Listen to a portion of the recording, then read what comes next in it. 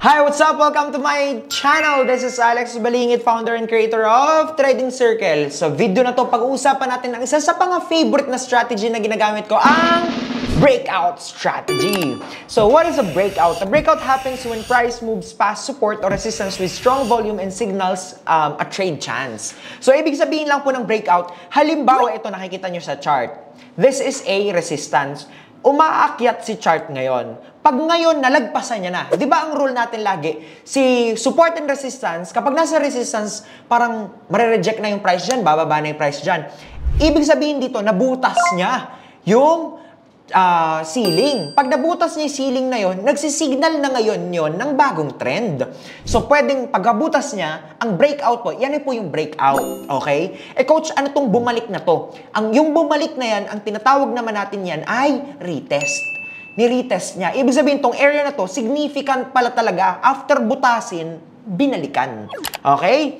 Trading a breakout using support and resistance, breakouts are spotted when price breaks support or resistance level. Pag marunong na kayo mag-identify ng support and resistance, napakadali nang i-identify yung breakout. Kasi once na lumusot yung candle, lumusot yung price kay resistance, lumusot yung price kay support, that means breakout. Okay? Wait for a retracement to the broken level for a safer trade entry. Katulad na lang nito. Halimbawa, ito. Yan.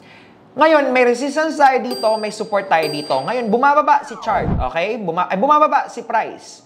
Meron tayo dito ngayon, uptrend channel. Yan, rejection, na-reject, bumaba. Rejection from parallel channel, umakyat. Nakikita nyo tong resistance na to? Okay? Nakikita nyo tong resistance na to? Ngayon, nalagpasan niya. Okay? Lumagpas siya ngayon dito. Nakikita nyo rin itong trend line na to? So, dalawa yung confluence natin sa area na to. Ibig sabihin, itong area na to, significant. May enough na nangyayari dyan. Ang susundan natin itong channel. Ngayon, nabutas si channel. Di ba kanina sinusundan, no? Ngayon, butas. So, coach, paano na yan? Nabutas na si channel. Nakikita nyo to? Pagkabutas, yan na yung breakout. Itong dalawang magkasunod na red candle na to. Pag akyat ngayon, ayan, umakyat. Ito yung retest na tinatawag. Pagkabutas, hintayin yung balikan ulit. Binalikan niya na ulit. Ngayon, dun kayo mag-e-enter. Ayan.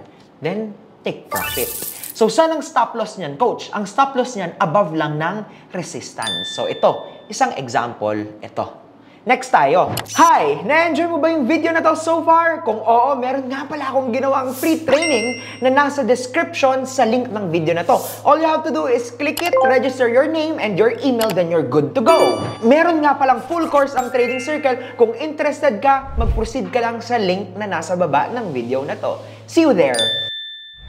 Trade breakout using chart pattern. Double top or double bottom. After neckline break, place stop loss under double bottom for buy and over double top for sells. Ito naman, tignan natin to ngayon. Diba sa chart pattern, kapag double top ang pattern, nagsisignal siya ng pababa ang market.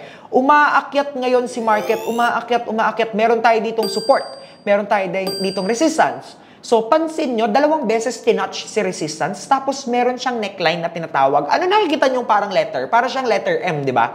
So, umaakyat siya ngayon. Top 1. So, ibig sabihin, oops, okay, rejected siya kay resistance. Baba. Top 2. Dapat 2 yan. Top 2. Oops, rejected, baba. So, saan ang entry niyan, coach? Etong neckline niya ni M pattern, pag nabutas yan at nag-retest, dun ka mag-e-enter. So, tignan nyo, pagkabutas, nag-retest dito tayo mag-e-enter.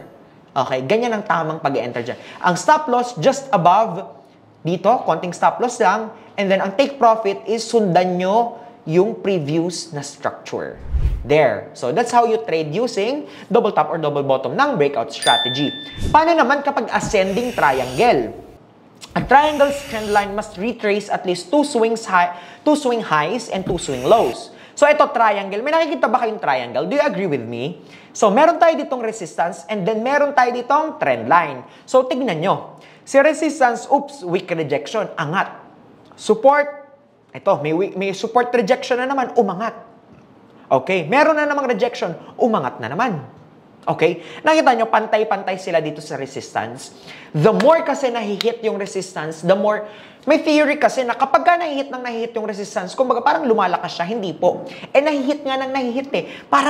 Parang dingding lang yan. Suntukin mo ng isang beses. Suntukin mo ng suntukin. Pukpukin mo ng martilyo. Di ba humihina siya ng humihina? Nababawasan yung, mas nagiging fragile siya. Mas humihina siya. So tignan nyo, after ilang bugbog kay resistance, ngayon, nag-breakout na. Yan na yung tinatawag nating breakout. Nasa ng retest coach? Eto, dito pa lang kay green candle, breakout na. Bakit? Kasi lumagpas na, oh. Hanggang dito lang yung mga highs niya, tas lumagpas. Eto na yung retest. Pagka-breakout, etong color red, retest. Ibig sabihin, binalikan niya to, yung resistance na to. And then, dyan ka ngayon mag-enter for an entry. So, that's where you get your target. Ang stop loss mo naman ay just below the resistance. So, yan naman yung sa ascending triangle. Meron din tayong trading breakout using trend line. Trend line can be useful in identifying breakouts when the price break out through the trend line and create a new trend. So ito, pansinin nyo lang to. Okay? So, trend line, resistance, saka support. And umaakyat si market, si price, umaakyat. Then ngayon, ito, may trend line tayo dito. First touch, second touch.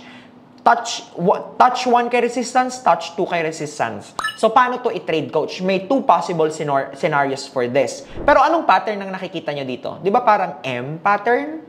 Pero di naman sure lagi yung pattern eh. In the case na mag-breakout yan dito ng konti, magre-retest yan dito, buy opportunity tayo. Kapag naman, bumaba siya, neckline kasi yan kapag M pattern. Pag bumaba dito, na-break ito. Pag itong trend line ang na-break, kapag bumaba dito, at umakyat ngayon dito, ang possibility niyan ay bumaba si market. Then you can place a sell opportunity. So you can try this on TradingView. Thank you so much! Click like, subscribe, and notification bell button para updated ka sa mga bagong videos ko. May free training nga rin pala akong ginawa. Click mo lang yung link sa description ng video na to. Bye-bye! Hi! Thank you for watching this video. At kung nagustuhan mo yung video na to, just click like, subscribe, and mag-comment ka na rin. At kung gusto mo pa ng mas maraming content about forex trading dahil ito yung interest mo, well, I created a lot of videos. Nandyan lang sa side yung playlist at mga recently created videos ko. So, click mo lang yan at panoorin mo. See you there!